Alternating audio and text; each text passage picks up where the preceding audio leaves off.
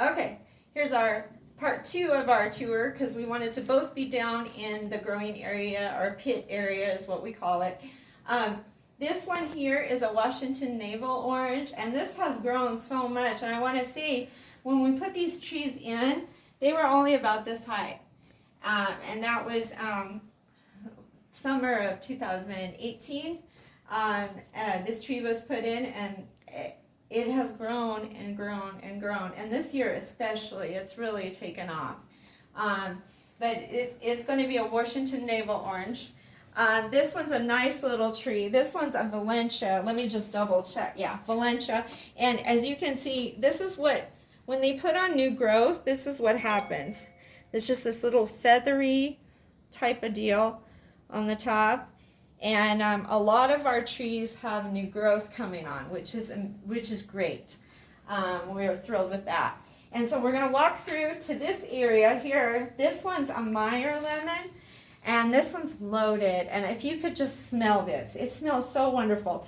But you can see the little lemons coming on here. This one that's yellow, probably saw it fall off. It will drop the ones that it can't carry. So that's kind of nice. So I know that I don't have to remove something. It's going to drop whatever it can't support. But these are self-pollinating, but we do, on some of our trees, we give them a little hand with a paintbrush to help them along with their pollinating. So this is a really pretty little tree, and oh, it just smells so good. So this is one of our banana trees. This is a Ladyfinger banana tree, and this one will make bananas. They're about 6 inches long.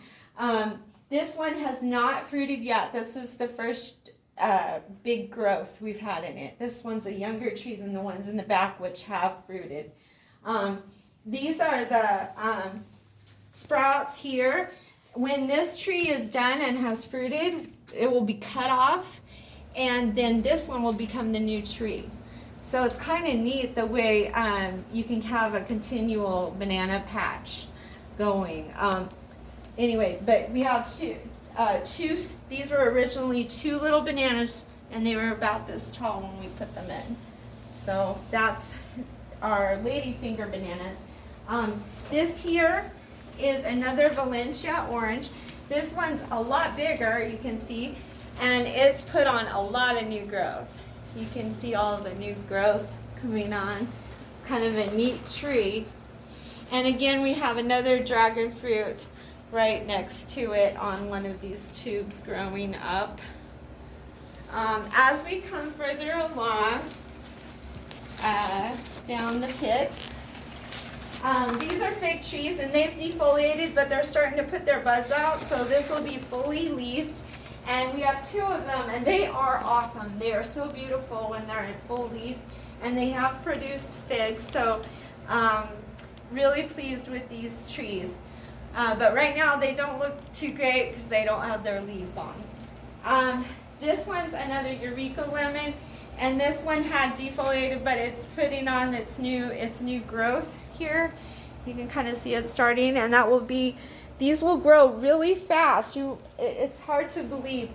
These on this Ponderosa were about that size just a couple weeks ago, and you can see the branching going on of nice big new growth. This is a good one to show you about the blooms on the Ponderosa. You can see this one's open, but the pollen is what it needs to be pollinated. So you can take like this flower, or you could use a paintbrush or a toothpick or something like that, and you just kind of dust it on there, and that's what we do. And then you'll get like this. So this one took. So we try to make sure they get a little extra help with their pollinating. A lot of times they get pollinated by the insects that crawling over them and stuff like that. And there are little tiny bees in here that do some pollinating too. But just to make sure we have it, we do help it out. This tree here too, this is back to that Eureka. You can see there's some little blossoms like kind of starting here too also. I just saw a bunch of ladybugs down on the bottom of this tree. The ladybugs kind of work everywhere in the greenhouse, which is awesome. And we also have a parasitic wasp that also helps. It's really tiny though, so I can't show you what it looks like because we'll never see it. This here is another Eureka Lemon. This one's beautiful. It's got full of blossoms. It's looking really good, getting ready to open up. I don't think any are open right now. Some of our trees are in pots because we're still figuring out where we will want to plant them. This is another Ponderosa lemon. Now, a word about these Ponderosa lemons, they create a lemon that is like huge. It's bigger than a softball. It looks like a cantaloupe, really, a small cantaloupe. And they're really, really neat trees. And they've grown a ton because these, again, were only about that tall. These are just some potted orchids here. This here is a Clementine Orange, and it also has new growth, a lot of new growth, and is getting ready to bloom. So this will be another smaller orange. This is a Eureka Lemon in bloom, and you can see what its blooms look like. It's really kind of a cool time of year to do a tour because these things are all in bloom. These are our other banana trees. These have produced and are delicious little bananas. These are the smallest bananas. So these are the ones you'll see at the store that are tiny, only about 4 inches long. And we were able to harvest bananas off of these. They look incredibly rough because I banged them back and forth with the ladder while pruning above, but they're doing just fine and actually are doing really well. And you can see the twin bananas here. Here's the one that will be the new banana tree. And this is the current banana tree. And then we have some that in pots because sometimes they produce more than one banana. So like right here, this little guy here, that's going to be another little banana tree. And this one's going to be another banana tree. But they look rough from winter time too, no doubt. The winter's a little harder on these plants. And it has been a cold winter, but we've done really well in this greenhouse. So as we go back here, there's some more grapevine. We have grapevine in a couple places along the railing, which is kind of nice for picking and stuff like that. And also we have this massive tomato plant that has been producing all year. And you can see it's got beautiful, beautiful tomatoes. And I'll probably be picking today because there's some up in the front as well. But this is a really nice area to grow tomatoes in this greenhouse because this is probably the most warmest part in the winter time. So this here is a Tango Mandarin tree. We have another one, as you remember, in the front, and lots of new growth and blooming going on. So, and this one here is a Caracara Orange, and this one was funny. When we put it in, it really looked dead, but it has turned into such a pretty tree.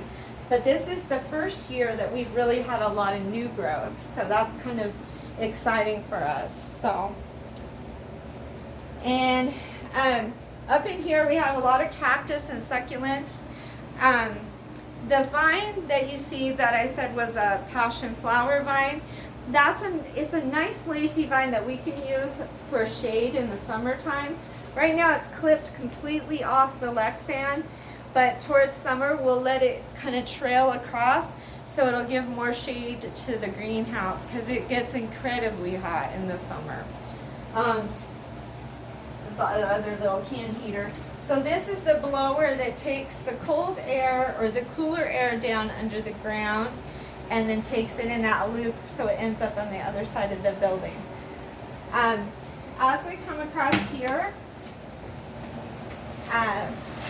our back room is going to be kind of loud and we won't spend a lot of time in here, but this is kind of where our ladybug village is. The eggplants are down and clipped back, but towards summer this will be lush with eggplant again, but there's still ladybugs and things happening everywhere in this area, and that way we can keep our population going throughout the years. This is going to be the cucumber room, so I have it all ready to go.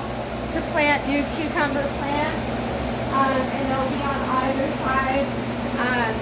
And that's what this room will be about. Last year we did cucumbers and melons in here, and this year I want to try just the cucumbers in here. Both did really well, but we like to try different things each year and see kind of what's the best spot, best way, that kind of thing. This is our big back exhaust fan. This is a necessity in a greenhouse this large. Our greenhouse is 138 feet long total, and so this helps to vent out the heat both in the wintertime and the summertime. You have to have one.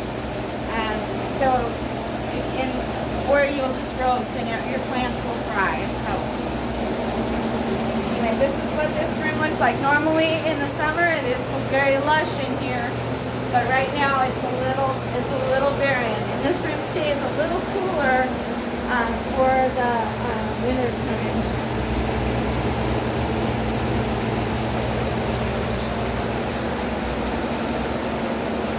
All right, we'll go back into the growing area, and then we're going to walk along this path.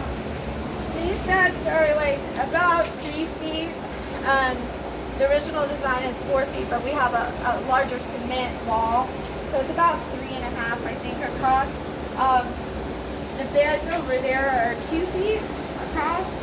So both areas we're able to grow in, but these are really nice areas for growing your tomatoes, all these lemongrass, celery, all your vegetables.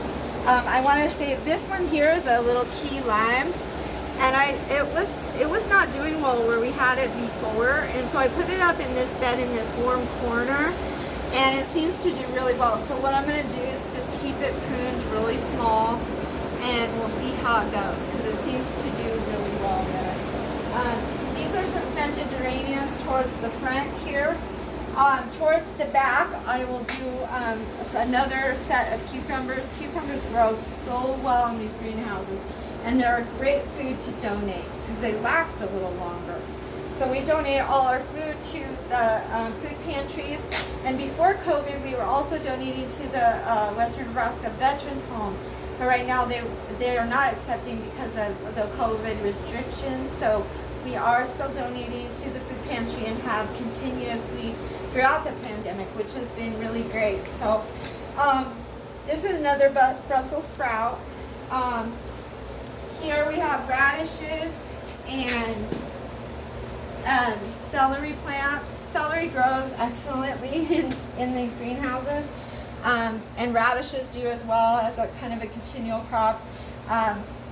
We have some spinach, a little bit of spinach there, and then we have some larger spinach in these trays over here. This one's a mustard, and I just love mustard. It's such a good green. This one's kind of humongous right now, so it just definitely needs to be tended to. Here we have nasturtium, and do you see how the nasturtium is almost like a nurse plant to all the other plants? So I have all kinds of other things growing. It doesn't hinder anything because it's not rooting down or anything. You can see what it's doing. It's just kind of trailing through. And so it provides an insulation, a shade. It's just a great little interplant to use. These are dill here as we go further along. And you can kind of get a glance at how the trees look below. It's super pretty in here. I wish you could smell it. Here's some larger celery here. These beds are also tomatoes will be added to it. So when the tomatoes happen, or cucumbers or melons, what we do is we have them grow vertically, and we string them up and let them trail across. So they hardly take up any space. You're still able to plant all the way around them. So that's what we like to do here at the Greener Gardens greenhouse. So, and you can see the beautiful celery. And what we do is we just pick off these and donate the stalks, so the center can keep on growing. And we will, and then we do grow a lot of plants for our fundraising, and we have a little fundraising sale in the summer. And so we'll grow a few vegetables and stuff, but some ornamentals for our plant sales. So I think I'm going to try to grow some celery starts for everybody this year and see if people want to try that in their kitchen because it'll be fun.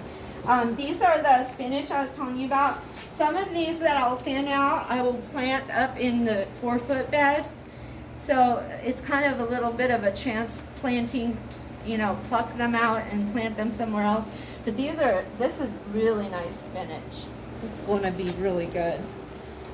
So as we go up here, you can see some of the saffron. It's kind of going down right now. And I'll be digging it up soon and then storing it for next year. This is our worm. We have a worm bin here. And so the trash from the garden goes in here, and you can see there's composting worms. And then they will decompose this. So this is like our fertilizer here. And they'll just go through and eat and make it turn into this, which is, and I need to dig this out, but it's a really fine, it doesn't stink. It's just a really fine fertilizer. And you can either make a tea out of it, or I like to just take some out of here and kind of sprinkle it in the garden and incorporate it in with my little shovel. And that seems to really help. So we're going on back here. We try to do everything in an organic way here. We're not certified by any means because our location is in an industrial park, but we try to do things as natural as we can by using the ladybugs and also using our composting worms, and using, if we do use a fertilizer, it's an organic type of fertilizer. So we try to do everything pretty natural as we can. So this here is a scented geranium, like to repel mosquitoes. It's a citronella scented geranium. This here is another wonderful tomato plant. This one is really good, and these tomatoes, when they go through these winters, they have such a great flavor, almost like a sweet, tangy flavor. They're so good. Then we have some more tomatoes. These are kind of all intertwined here. And then we have some kale. Kale is a wonderful, really nutritious vegetable, and it grows wonderfully in the greenhouse. So there'll be more kale starts and rows out here soon. Another celery here, and then we're kind of back to the beginning. So this is like a winter look at the greenhouse. We'll do another summer video for sure, but this gives you an idea of how things look this time of year. Thank you.